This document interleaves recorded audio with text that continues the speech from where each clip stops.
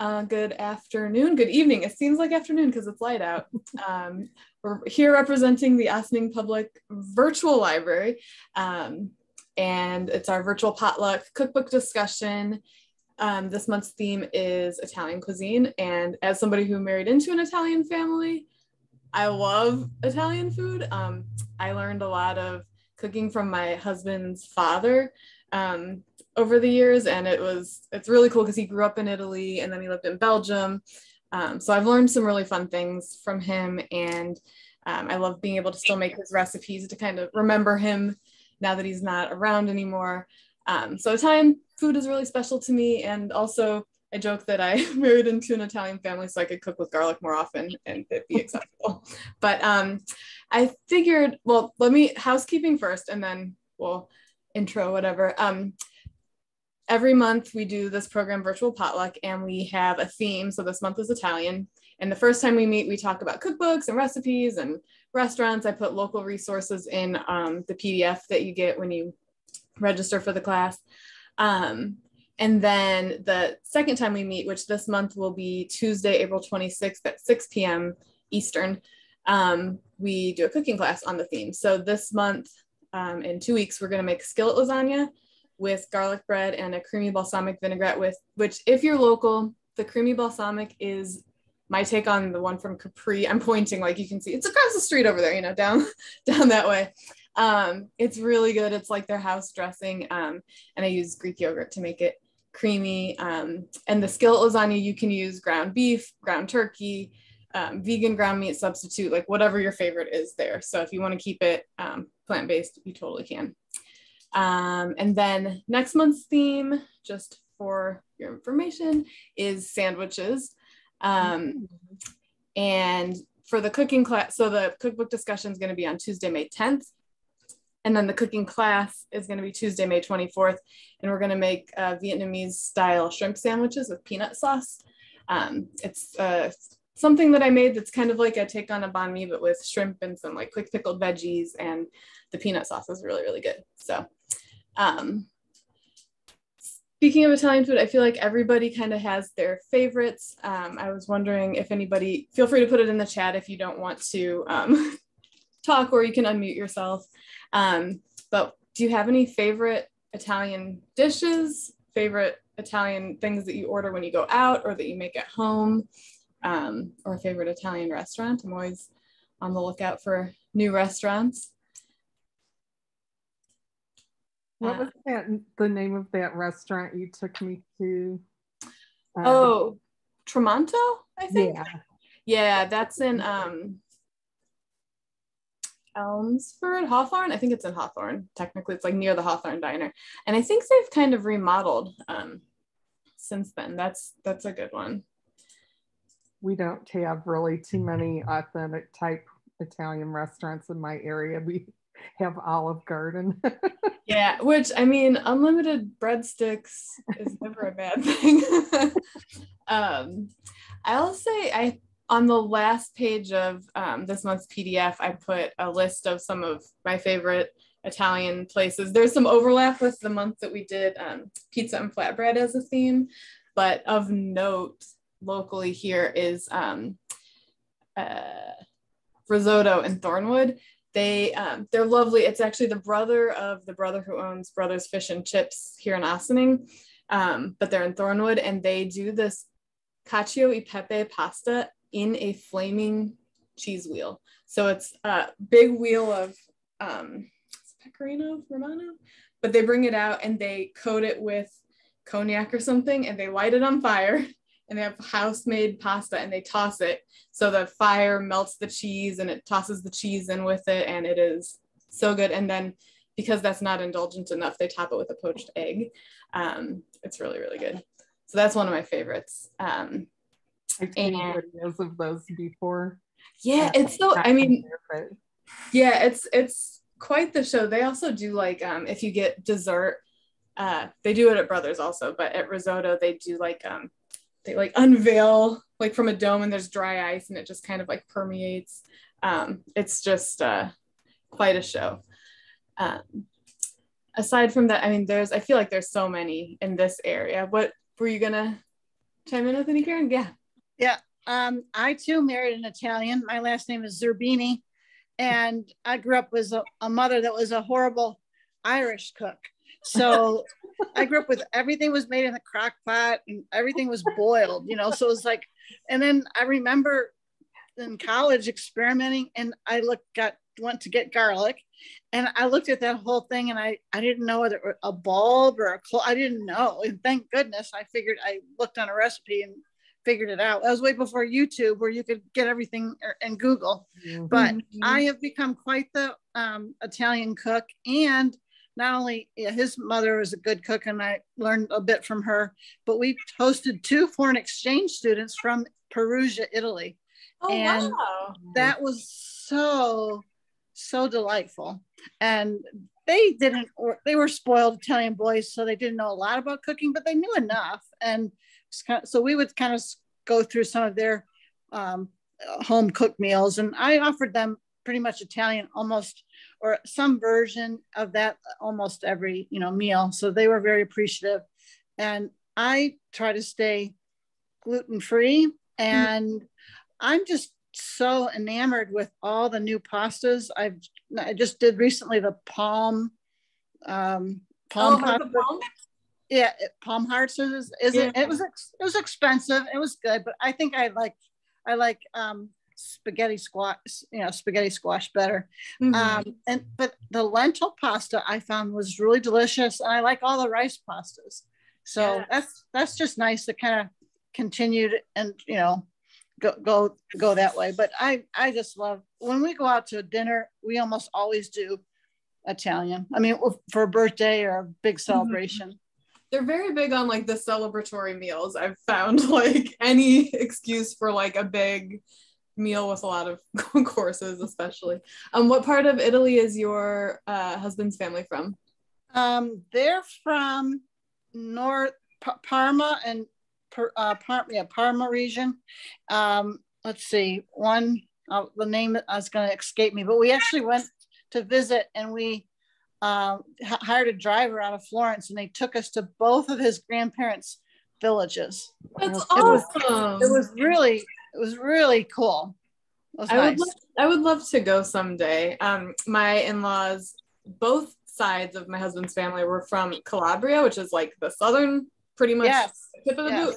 And as somebody, I lived in Wisconsin for a lot of years, so the fact that there's a shape that you can associate with a map, because in Wisconsin it was like the hand and like where you were, or whichever, the legs and everything, and you could point to the hand. And so Italy, it's always they point on the boot where they're from, which is they're like Michigan. You're right. Yeah. Well, do you have a favorite Italian dish that you cook? I like osso buco, but I make it with turkey thighs. It doesn't really present. You can present the whole turkey thigh with the bone, so that's kind of still bone. But I just usually make it one day, and then the next day, so I can just take it off the bone. So it's more like a stew. But I put it over polenta, and I think it's Mario Battaglia's recipe. I'll have to look, but I don't switch it up very much, and that's rare for me. I usually completely bastardize all recipes that I ever do. So I thought, but it's other than I put more mushrooms in it. He just puts porcini, dried porcini mushrooms in it, and I put mushrooms in it with it. Mm-hmm. Yeah, I think that's my favorite. I have that all the time, and not all the time. It takes a while to make it. It's more of like a Sunday meal. Mm-hmm. But my husband eats it like it's the first time every single time. It's hilarious. Awesome. I know. He's great to cook for. He likes everything. But I like that one and I like on my blog, I have a tuna and kale pasta that I kind of recreated from a tuna and arugula pasta. Oh, interesting. And I grow kale in the garden, and it's really, really good and inexpensive because it uses canned tuna. I think I could eat that. I could probably make that every single week and not get tired of it. That's great.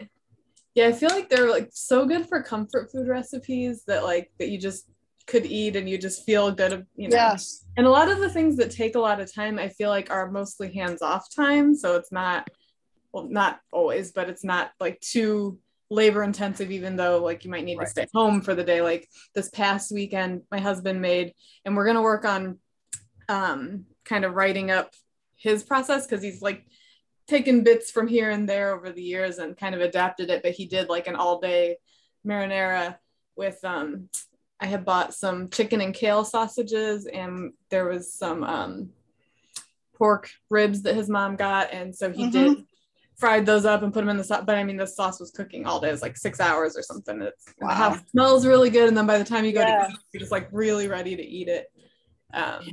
My son-in-law likes to make homemade pasta, so I lucked out there too. Very good. That's nice. Yeah. Did you watch the Stanley Tucci? Did you watch his show?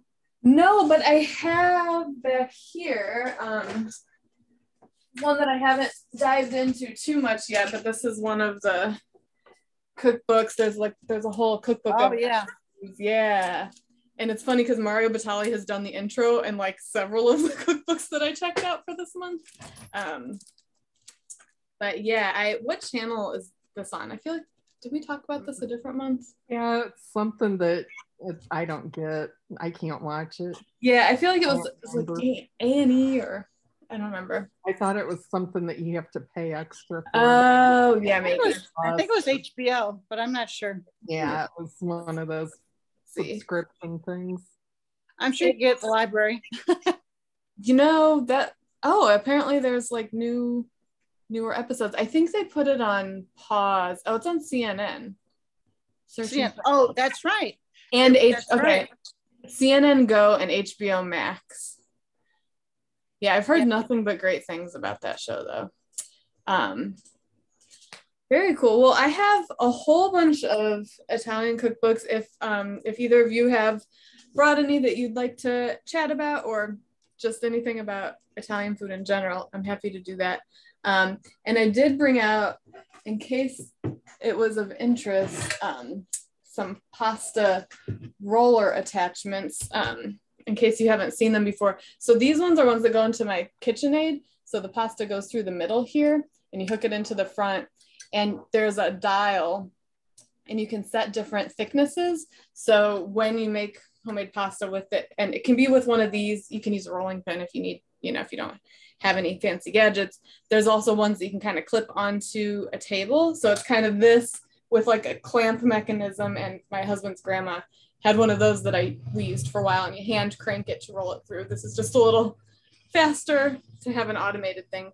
But you start thick, and you kind of run the sheets of pasta dough through a couple times, and you spin it and make it thinner and thinner. So you close it in, and then there's different types of cutters. So this one cuts fettuccine.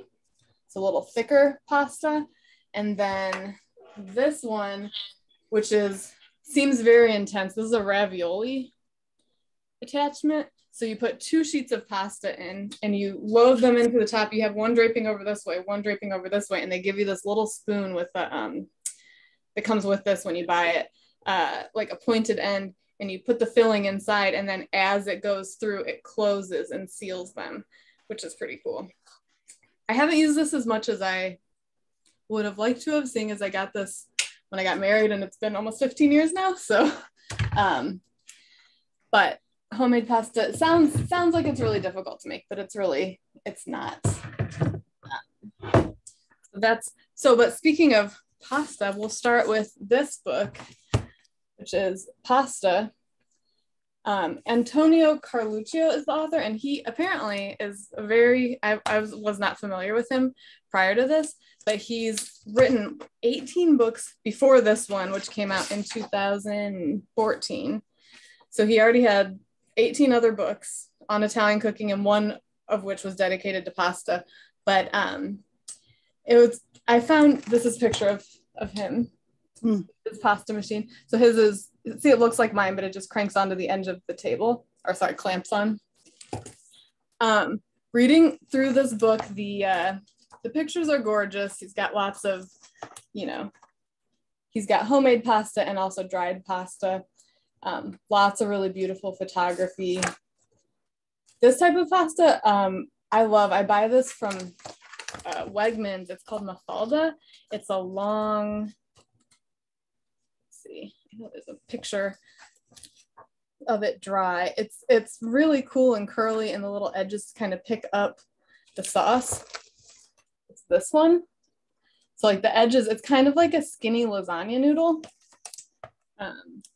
So that's a really fun one. But this book, he has some very strong opinions, which I feel like if he's been cooking for over 70 years. Thanks, Karen. He's been cooking for over 70 years, so I feel like he knows a thing or two about pasta. But he says some kind of funny things, like he talks about how the most important thing is that you taste of the experience, love, and passion that he possesses that'll help make it easy for you. And he says, I won't be upset if in some cases you use more or less of my suggested ingredients. I would, however, be a little hurt if you added garlic and oregano to a Bolognese sauce. That's a step too far for me. And that was news to me because I didn't know that that it was not supposed to have garlic in it. I don't know that I can't remember if I've actually made Bolognese. Have you ever? I know I've had it before, but I never remember what it is exactly. It's a meat sauce. So I'll show you, I'll look up his Bolognese. His is on page 21. Oh no, he has notes about it on page 21. So it's meat sauce or ragu. It's like a half-eaten plate of it. But he says Ragu alla Bolognese is the best known ragu, so called because it originates in the city of Bologna in the region of Emilia Romagna. I'm not going to do great at pronouncing all these names, but he says the locals eat this sauce exclusively with tagliatelle. Spaghetti Bolognese, on the other hand, is a failed attempt by foreigners, especially the British, to copy the original. The failure consists of using only beef, which is often very fat and greasy, as a base, and with a garlic and a mixture of herbs that often contain very overwhelming oregano, basil, parsley, rosemary, and sage. The ultimate insult, like he's just like having at the people who are not doing it as he would like it to be done. Or as is traditional, I guess. So the ultimate insult, however, is using a dried Italian herb mixture. Nothing could be worse than that, because what you want from a Bolognese is the pure taste of the combination of beef and pork, beef and veal, or veal and pork, with nothing else but onion, wine, tomato pulp, and tomato paste. So he's got some very strong opinions, but I looked, because some of the other cookbooks, they have garlic in theirs, and I feel like my brother makes, I'm gonna search this really quick, Gordon Ramsay Bolognese. That's the one my brother makes, and it is delicious. And I do see from right away there are 2 cloves of garlic, and there's dried oregano in it. So I don't know if this author was specifically calling out Gordon Ramsay or just in general, but I thought that was kind of funny.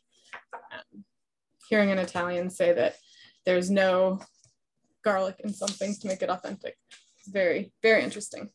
But so this book, it's got a whole section on dried pasta, and the pictures are just really, really beautiful. It also has a section on fresh pasta. Pasta recipes. There's the pictures of the fresh pasta. And one of the things that I really like about this, other than like this grid of dried pasta is just beautiful.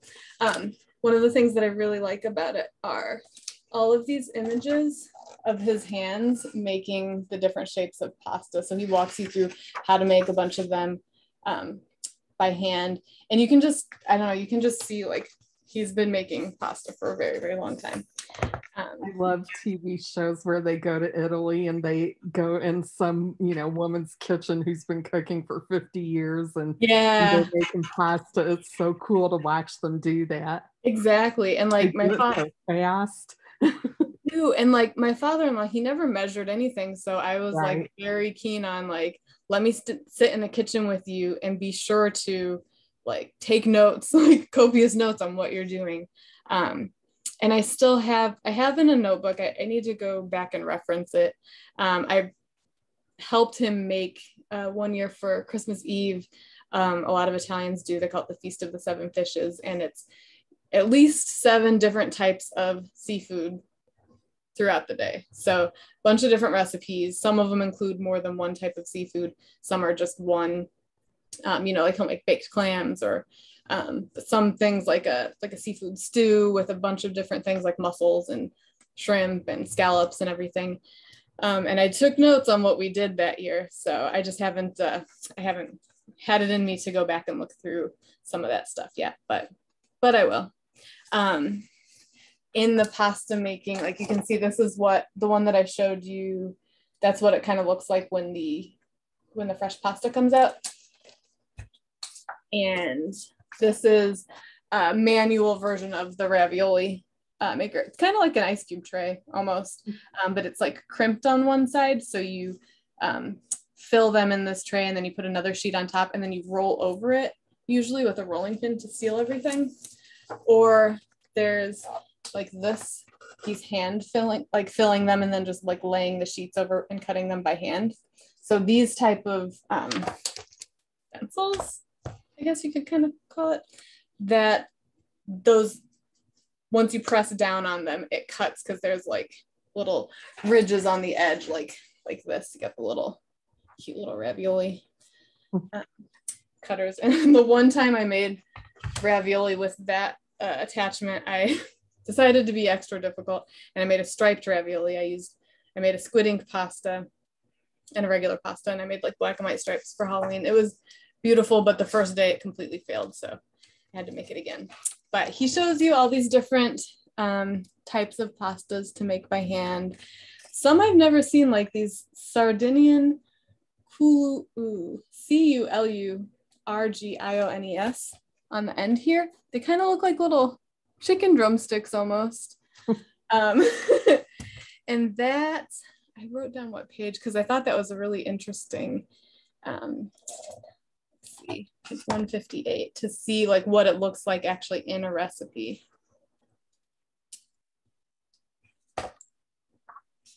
So that's what they look like in a dish. I've never seen that before. Right? Yeah. So it translates the Culurgiones, I would assume maybe is how you say it, is plated Sardinian ravioli. And so the intro to each of the recipes, he shows like the little map in the region of Italy where the recipe comes from. So he says every region has some sort of stuffed pasta on the menu, which is often made in order to use up leftovers. Sardinia has a different kind of stuffed pasta, a so-called raviolo, whose filling can vary from potato to cheese. Also known as culurzones and a number of other names, these ravioli can look different from those of other regions. They even look different, sorry. They are delightful anyway, despite the fact that a little more work is involved. But he walks you through, all the recipes kind of walk you through how to do it, do the different shapes. This is something that was new to me when I started eating dinner with my husband's family. He said his family never did it quite like this, but this is a beef braciole. So it's like a thin piece of beef. And this recipe has, it's thin slices of rump beef, and there's parsley, raisins, garlic, Parmesan, and they call them pine kernels. I've seen them called pine nuts. I've not seen them called pine kernels, but you roll it up and then you cook it in the sauce. And then after it's done, you slice it up, and then you can see like that cross section. That's what it looks like after it's cooked. And it's nice and tender and kind of falls apart.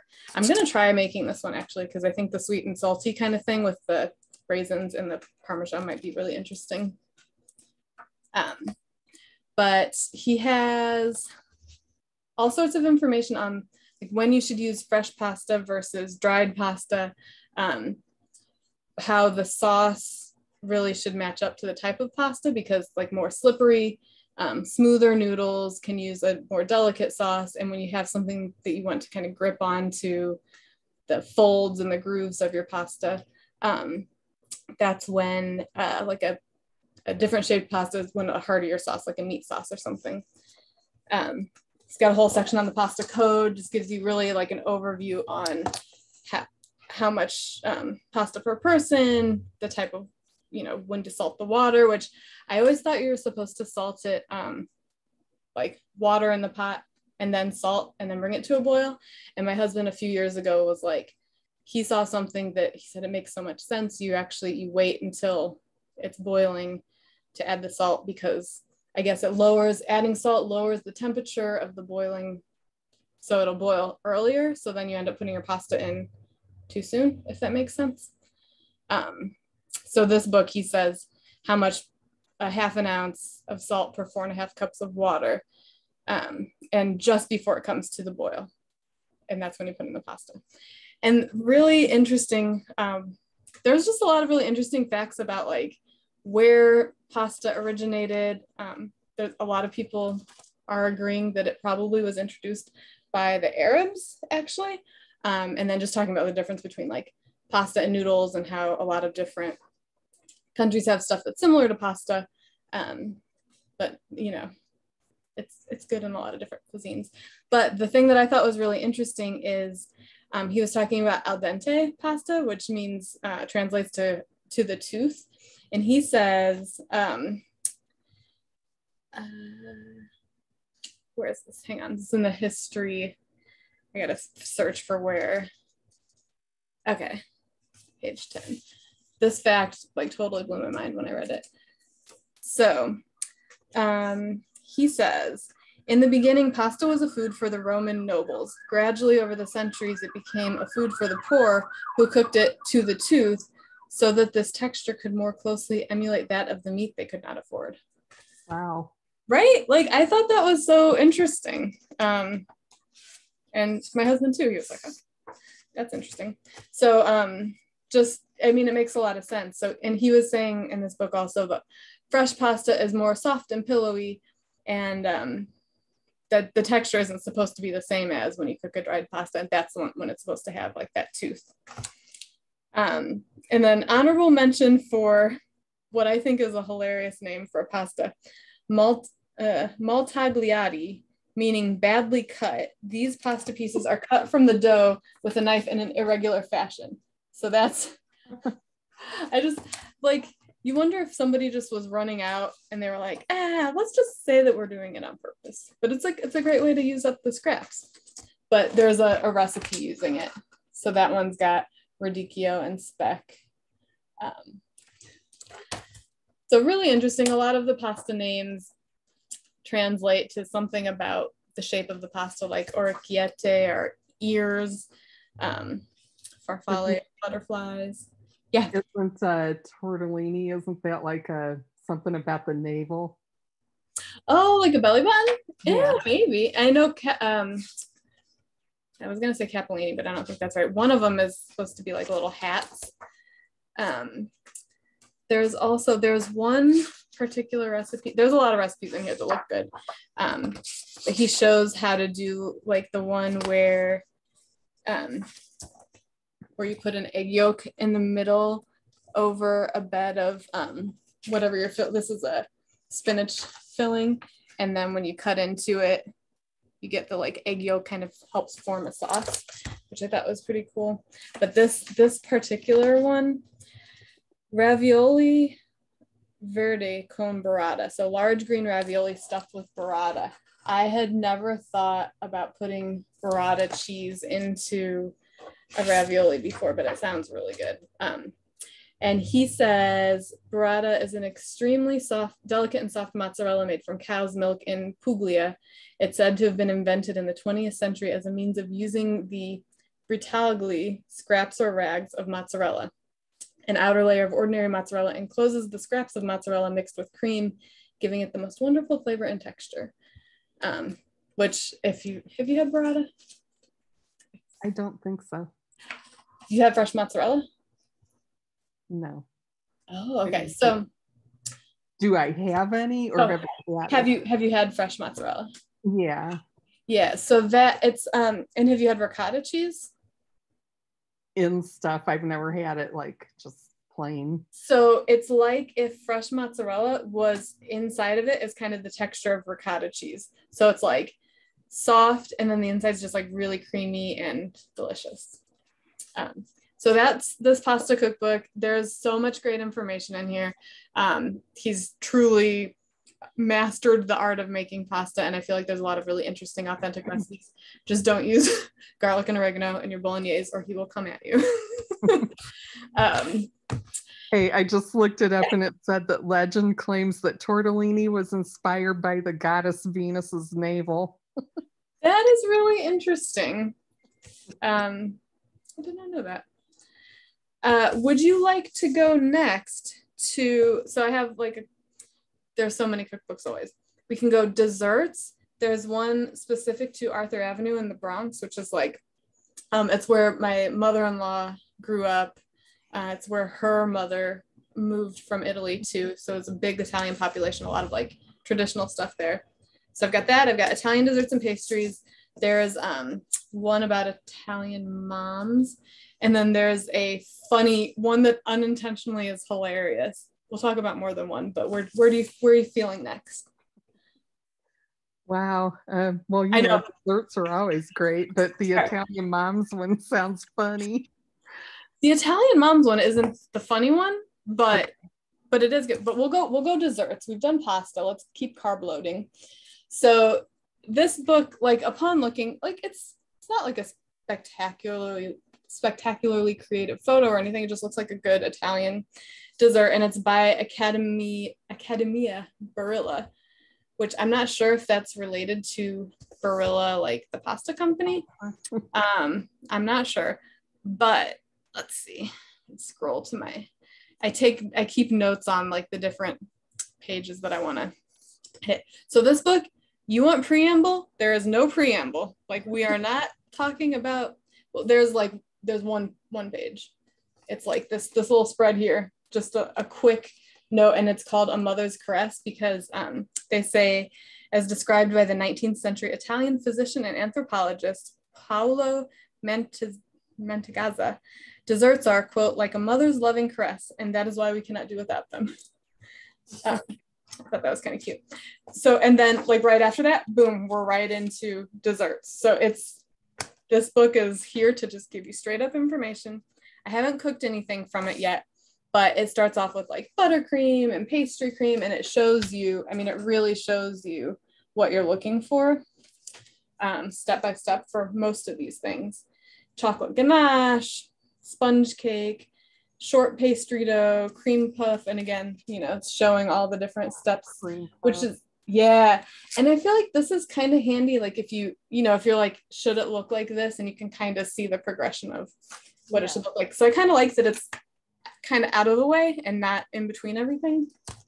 But my father-in-law used to make cream puffs a lot. I always thought they were a French thing, but and puff pastry dough. So then he gets into cakes. They get into cakes and tarts, and there's just all these gorgeous desserts.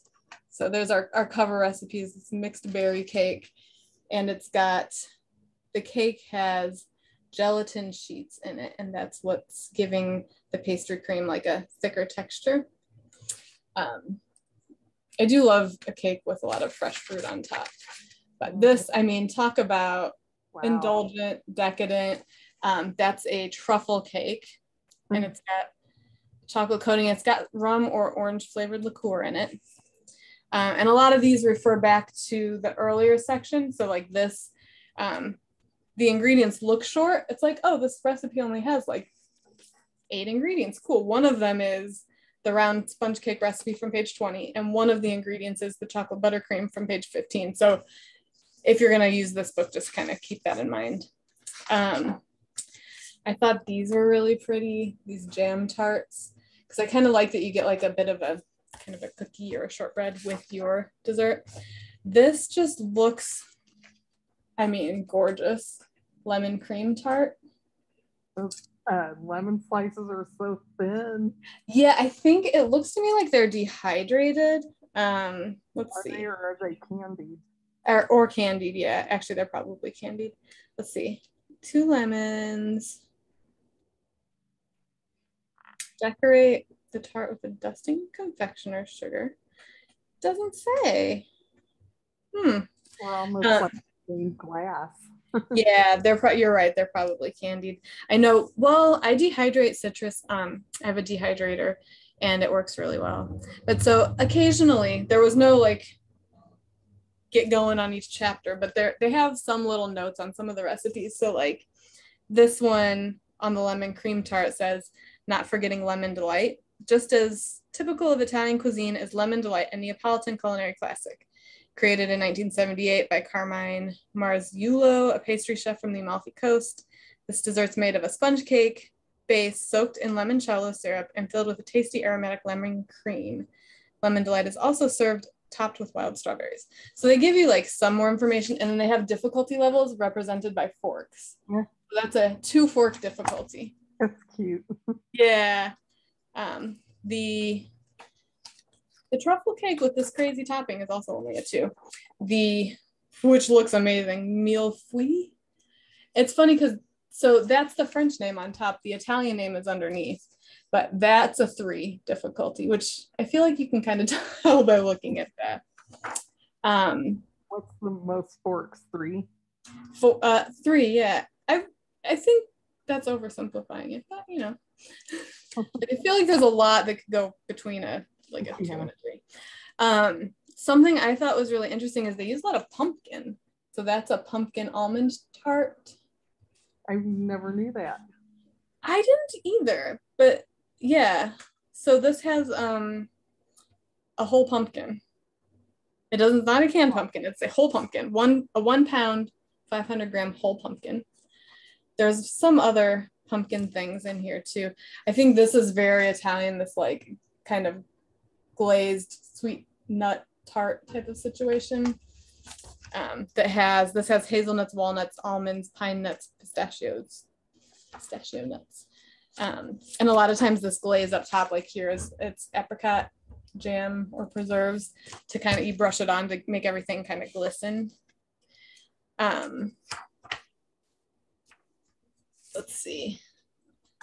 This book actually inspired me. Easter's this coming Sunday.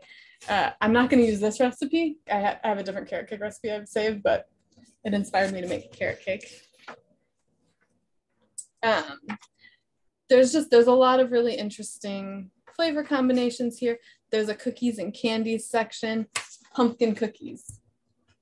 Like they look like shortbread. I would have never thought by looking at these that these were pumpkin, but it calls for 7 ounces, 200 grams, whole pumpkin, just a whole pumpkin. I've never, I'm trying to think of a 7-ounce pumpkin. I guess like the little, and it doesn't specify, so I don't know like those little pie pumpkins, if that would work. Does it say a whole pumpkin, or do they mean like whole, like it's pure? Oh, maybe they're just specifying. And not like pumpkin pie. But you would think they would use like fresh pumpkin or something, you know? I don't know. I'm not telling the Barilla Academia Barilla what to do. This I found interesting. Amaretti cookies, which I've seen and I've had before. Sometimes they're crushed up like to make a crust for different things. They're only 3 ingredients. So I was thinking of trying this one. It's just almonds, sugar, and an egg white. And you grind it, you pulse the almonds and sugar together and then add half of the egg white. And then you let it rest overnight. And then when you're ready to bake the cookies, you knead the reserved egg white. So you're kneading half of an egg white, which seems tricky, but to save half of it, you knead the reserved egg white into the cookie dough, which should be soft, but still hold its shape. And then you use your wet hands to shape it and you press down lightly. I mean, it sounds super easy. You just have to be patient because you got to wait overnight.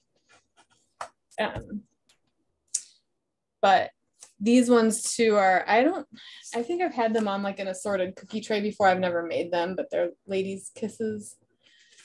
Like whoopie pies. They do. These, I feel like they're a little more like, are they like meringue type things? No, they're cookies. They're not, I don't think they're as soft. I think they might be a little more crumbly. They have roasted hazelnuts and blanched almonds in them. These I thought looked really interesting. Glazed hazelnut cookies. Like, yeah, just some really interesting things. I'm sorry? I love hazelnut.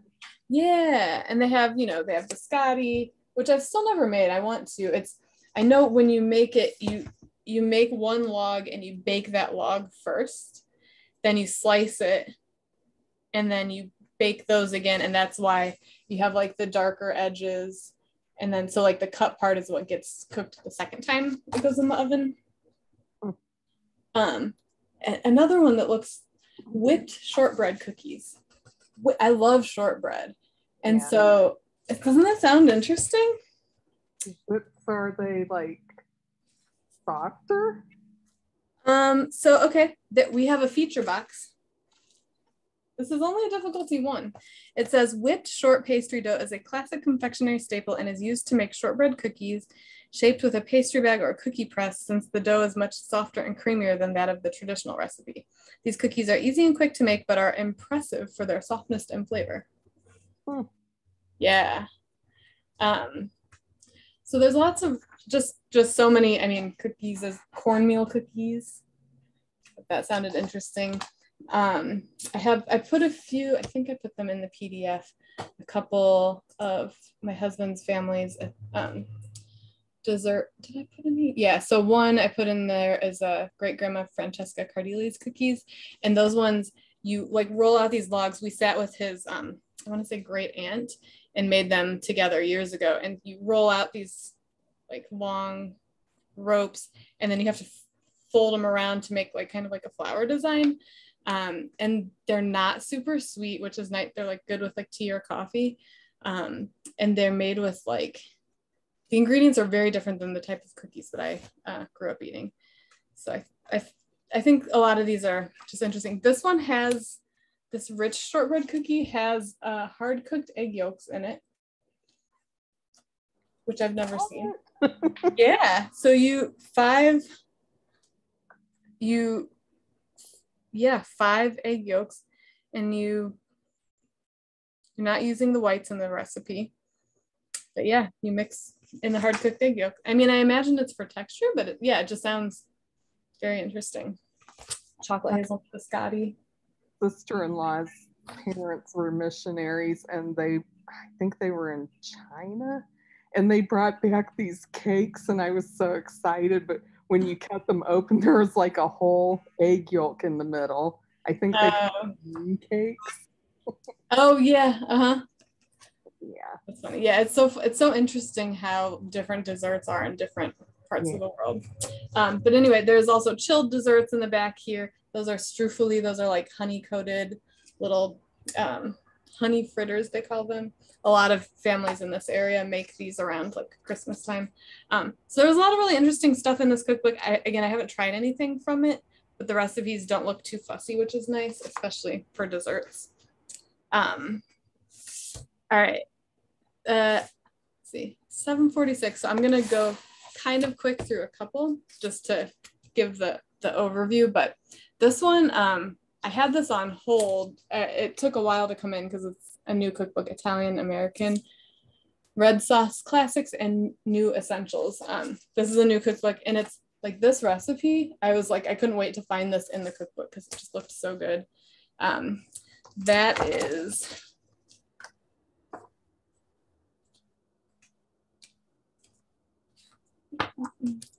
Don Angie Pinwheel Lasagna. So there's the recipe for that, and it just looks so cool.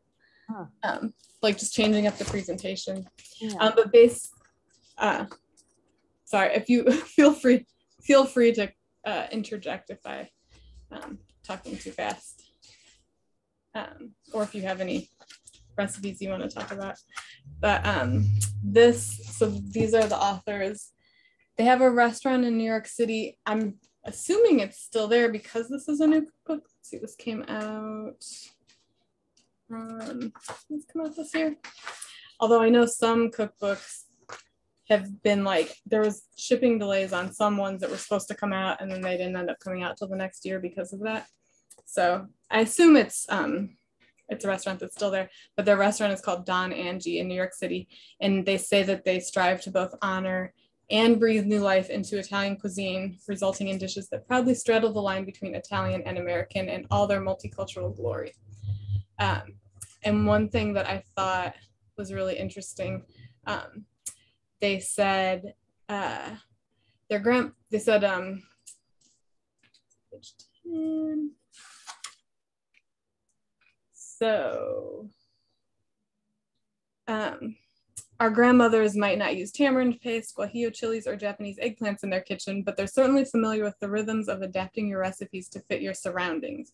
Immigrants have been cooking this way for generations. We're just putting our own spin on the idea. So I thought that was an interesting kind of comment, because a lot of people are like, seem to be very much into like, this is the way this recipe needs to be. This makes it Italian. This makes it like this. But like working with what's available or what your family prefers, like I think that adapting things to make them work for you or for what's available or for your budget, I think is really important when you're cooking. I like a good fusion. Yeah, I agree. So they have, the sections are ridiculous. They have 2 chapters dedicated to antipasti, one hot, one cold, and like the pictures are ridiculous, like those blistered peppers. It's like, just opening this book is going to make you hungry. But they have a lot of interesting spreads and options. They have, they say that they're pre-dinner snacks meant to be mixed and matched and eaten with abandon. And they called it, antipasti are the true gateway to Italian-American cuisine. And I feel like that's very true, because it's kind of, I feel like cheese boards almost just kind of fit in there too. It's like, there's a little something for everybody there. And then they have old school salads. My printer is doing something, that's weird. Old school and new salads, an entire chapter for sauce, a whole section for pasta, both dried and fresh, hand rolled in both the Northern and Southern Italian styles. There's one of the sections is dedicated just to lasagnas and baked pastas. So it's a whole chapter. Like, they're not just throwing in like 2 lasagna recipes. And then there's a whole chapter on meatballs. Like, the whole chapter is just meatballs, and some of them are meat-free. Main courses, vegetables. They have dessert and cookies, and then after dinner drinks. So like the lasagnas and baked pastas, they're not all like necessarily what you would think. Mm-hmm. Like the cover photo, that was one. They have some fun like old family photos and photos from their restaurant in here also. And then they have kind of that same grid showing how to layer things. That's for the lasagna rolls. That's for that recipe, which I feel like is helpful for a recipe that different looking. Yeah. Let's see, semolina crepe manicotti. Just everything just looks so fresh and vibrant, and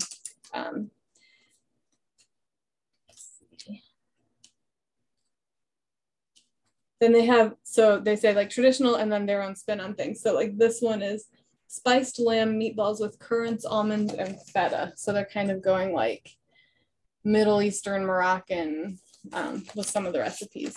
So there's some really, really interesting stuff in this book.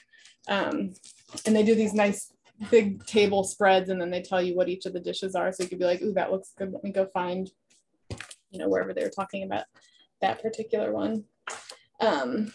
There's a whole section on vegetables. Brussels sprouts calabrese with spicy colatura vinaigrette, which is lemon juice, sugar, roasted garlic puree, crushed Calabrian chilies and oil, sriracha sauce, colatura or fish sauce, olive oil, honey, and salt. So they have like traditional and again, not so traditional recipes.